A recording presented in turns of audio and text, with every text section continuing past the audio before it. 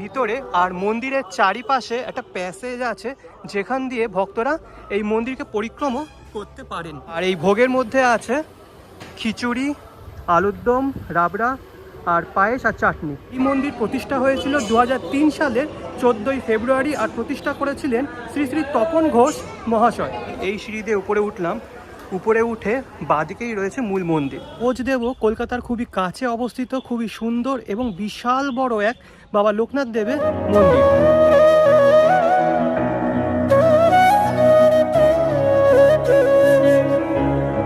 নমস্কার বন্ধুগণ, কেমন আছেন আপনারা? আশা করি ভালো আছেন।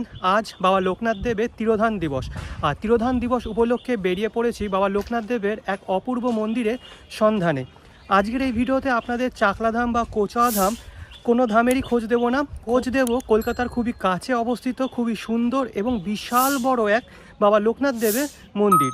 এই মন্দিরে আপনারা কলকাতা থেকে মাত্র 1 ঘন্টায় পৌঁছে যেতে পারবেন। কোন মন্দিরে যাচ্ছি, কিভাবে যাবেন, সমস্ত তথ্য দেওয়া থাকবে এই ভিডিওতে, তাই ভিডিওটি লাস্ট অবধি দেখবেন এবং ভালো লাগলে অবশ্যই লাইক, কমেন্ট, শেয়ার এবং সাবস্ক্রাইব করতে ভুলবেন না। তো চলুন রওনা দেওয়া যাক কলকাতার খুবই কাছে অবস্থিত বাবা লোকনাথ দেবের অপূর্ব এই মন্দিরে।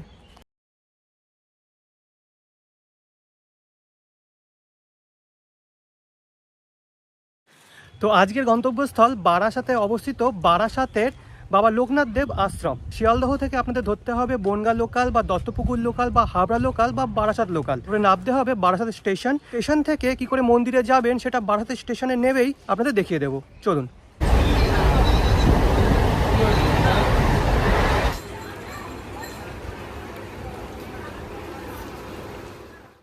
তো চলে এসেছি বারাসাত জংশন। বারাসাত জংশনে এসে আপনাদের উঠতে হবে এই বড় ওভারব্রিজে। ওভারব্রিজে উঠে আপনাকে 4 বা 5 নম্বর দিয়ে বেরোতে হবে, মানে 4 বা 5 নম্বর প্ল্যাটফর্ম দিয়ে বের হতে হবে আর ধরতে হবে টোটো। ওভারব্রিজ দিয়ে নেমে সামনে পড়বে টোটো স্ট্যান্ড। টোটোয় উঠে বলবেন হেলা বটতলা, সময় লাগবে 5 মিনিট আর ভাড়া পড়বে জনপ্রতি 10 টাকা করে। তো বর্তমানে পৌঁছে গেছি হেলা বটতলা অঞ্চলে। বাঁদিকে চলে গেলে পড়বে কলোনি মোড় হয়ে কলকাতা, আর ডান দিকে চলে গেলে পড়বে কৃষ্ণনগর, আর সোজা এই রোডটা চলে গেছে ব্যারাকপুরের দিকে। এই দিকেই আমাদের যেতে হবে। এদিকে দেখতে পাচ্ছেন অসংখ্য এরকম অটো দাঁড়িয়ে রয়েছে, তাছাড়া বাসও যাচ্ছে ব্যারাকপুরের দিকে। এই বাসে উঠবেন আর বলবেন লোকনাথ মন্দিরের সামনে যাবেন, তাহলে নামিয়ে দেবে। তো বাসে করে আমাকে নামিয়ে দিল পুরো মন্দিরের একদম সামনে। বাসে উঠে বলবেন লোকনাথ মন্দির, মন্দিরের ঠিক সামনেই দাঁড় করাবে। আর এই যে রাস্তাটা দেখছেন এটি হলো ব্যারাকপুর রোড, এদিকে সোজা চলে গেলে পড়বে ব্যারাকপুর। আর আমার সামনেই রয়েছে আজকে গন্তব্যস্থল, অর্থাৎ বারাসাতের শ্রী শ্রী বাবা লোকনাথ আশ্রম। তো চলুন সামনে যাওয়া যাক।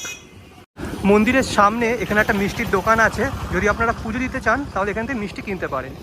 চলুন রাস্তা পার হয়ে যাই।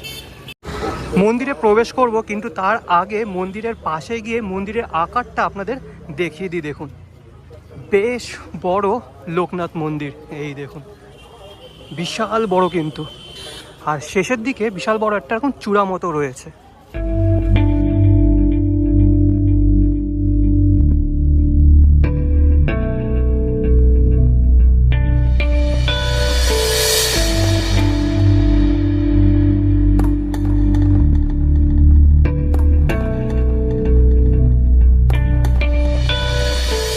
বলতে পারেন কলকাতার আশেপাশে এত বড় লোকনাথ মন্দির আর কোথাও নেই।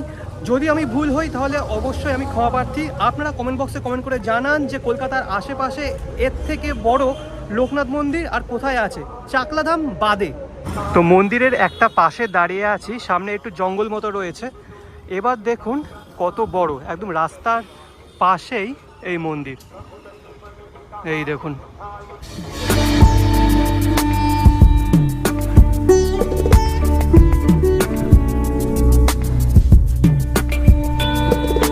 তো এটি হলো মন্দিরে প্রবেশ করার মূল প্রবেশদ্বার। প্রবেশদ্বারটা খুব সুন্দর করে সাজিয়েছে, যেহেতু আজ তিরোধান দিবস। আর এদিকে মন্দির খোলা আর বন্ধ হওয়ার সময়টাও আছে। এই দেখুন সকালে 8টা থেকে দুপুর 12:30 এবং বিকেল 4টে থেকে রাত 7:30 পর্যন্ত খোলা থাকে।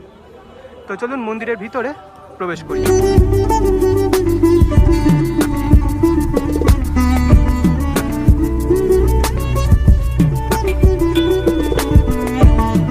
মন্দিরের ভিতরে প্রবেশ করে গেছি, আর মন্দিরের উপরে ওঠার জন্য দুপাশ দিয়ে দুটো সিঁড়ি আছে, একটা ডান পাশ দিয়ে একটা বাঁ পাশ দিয়ে। মন্দিরের সামনে যদি দেখেন তাহলে চোখে পড়বে একটি শ্বেত বর্ণের শিবলিঙ্গ, আর শিবলিঙ্গের উপরে বাবা লোকনাথ দেবের একটি মূর্তি আছে।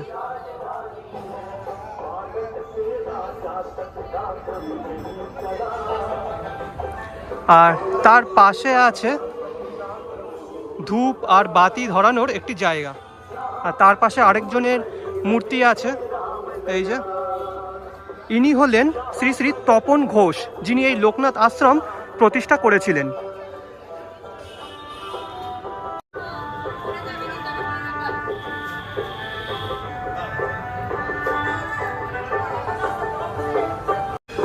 বর্তমানে দাঁড়িয়ে আছি মন্দির প্রাঙ্গণের ভিতরে, আর মন্দিরের চারিপাশে একটা প্যাসেজ আছে যেখান দিয়ে ভক্তরা এই মন্দিরকে পরিক্রমা করতে পারেন।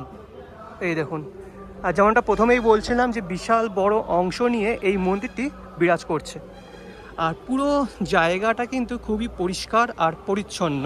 এদিকে হচ্ছে প্রসাদ প্রস্তুতের জায়গা। এই দেখুন, মন্দিরের চারিপাশে এরকম প্যাসেজ রয়েছে, আর এ পাশটা হলো ভোগ প্রস্তুত হচ্ছে। মন্দিরের পাশেই দেখতে পাচ্ছেন এখানে প্রস্তুত হচ্ছে ভোগ, আর এই ভোগের মধ্যে আছে খিচুড়ি, আলুর দম, রাবড়া আর পায়েস আর চাটনি। এই দেখুন,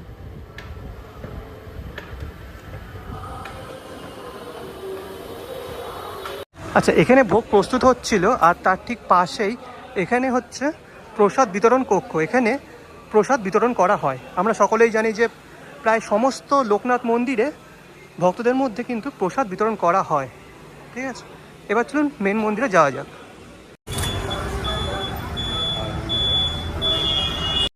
আচ্ছা, মন্দিরের আরেক পাশে আছে হাত ধোয়ার জায়গা আর জুতো রাখার জায়গা, আর এপাশেও কিন্তু যেমন পরিসর জায়গা আছে, ওপাশে যেমন দেখলেন। তো এবার চলুন এই সিঁড়ি দিয়ে মন্দিরের উপরে ওঠা যাক।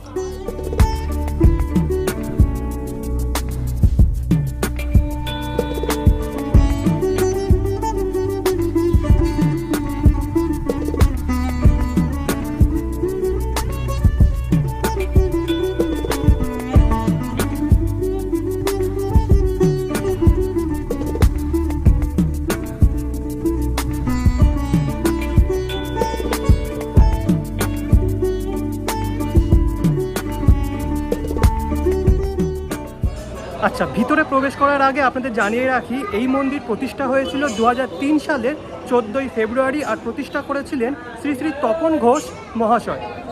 আপনাদের আগেই বললাম উপরে ওঠার জন্য দুটো সিঁড়ি আছে, আমি এই সিঁড়ি দিয়ে উপরে উঠলাম। উপরে উঠে বাঁদিকেই রয়েছে মূল মন্দির, এই যে। আর ডান দিকে এরকম একটা প্যাসেজ আছে বারান্দা মতো, যেখানে দাঁড়ালে আপনি রাস্তা দেখতে পাবেন।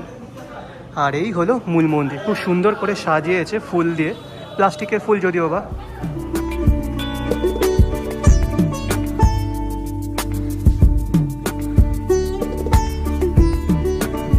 তো আমি এখন বসে আছি একটা বেঞ্চে, একদম সামনে রয়েছে গর্ভগৃহ, আর গর্ভগৃহের সামনে বিশাল বড় এক নাট মন্দির।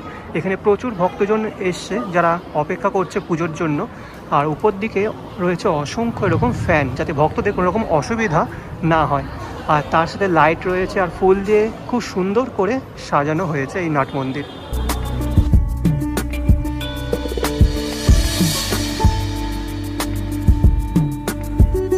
তো এবার চলুন সামনে থেকে বাবাকে দর্শন করা যাক। গোটা মন্দির চত্বর যেমন ফুল দিয়ে সাজানো, তেমনই সাজানো মন্দিরের গর্ভগৃহ। গর্ভগৃহের সামনের দেওয়ালটাও খুব সুন্দর ফুল দিয়ে সাজানো হয়েছে। গর্ভগৃহের ভিতরে বাবার যে বিগ্রহ দেখতে পাচ্ছেন সেটি কিন্তু সম্পূর্ণ শ্বেত পাথর দ্বারা নির্মিত। বাবার পরনে রয়েছে একটি পিঙ্ক বর্ণের পোশাক বা বস্ত্র, আর মাথায় রয়েছে একটি মুকুট, আর বাবার গলায় রয়েছে অসংখ্য ফুলের মালা। দারুণ লাগছে দেখতে।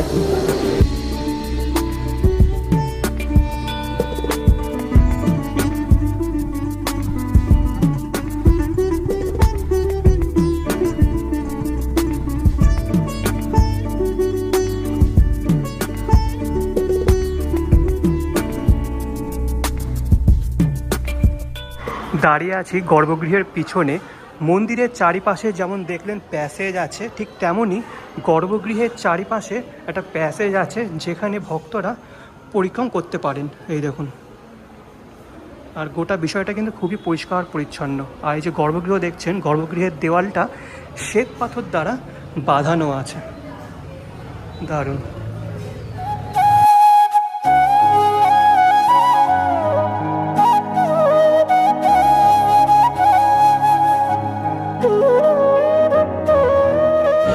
এই মন্দিরে বিভিন্ন রকম উৎসব উদযাপিত হয়ে থাকে, যেমন জন্মাষ্টমী, তিরোধান দিবস, এমনকি দুর্গাপুজো এই মন্দিরে হয়ে থাকে। মন্দিরের নিচে একটা হলঘর মতো আছে, সেখানে দুর্গাপুজো অনুষ্ঠিত হয়। আসি এবার ভোগ প্রসাদের ব্যাপারে। ভোগ প্রসাদ কেবলমাত্র উৎসবের সময় ভক্তদের মধ্যে বিতরণ করা হয়, অন্য নিত্যদিনে কিন্তু বিতরণ করা হয় না। তো কেমন লাগলো এই মন্দিরটি অবশ্যই কমেন্ট বক্সে কমেন্ট করে জানাবেন। যদি ভালো লেগে থাকে তাহলে অবশ্যই লাইক, কমেন্ট, শেয়ার এবং সাবস্ক্রাইব করতে ভুলবেন না। আসি পরবর্তী কোনো এক ভিডিও নিয়ে। আনটিল ভালো থাকবেন, সুস্থ থাকবেন। আজকের জন্য বিদায়।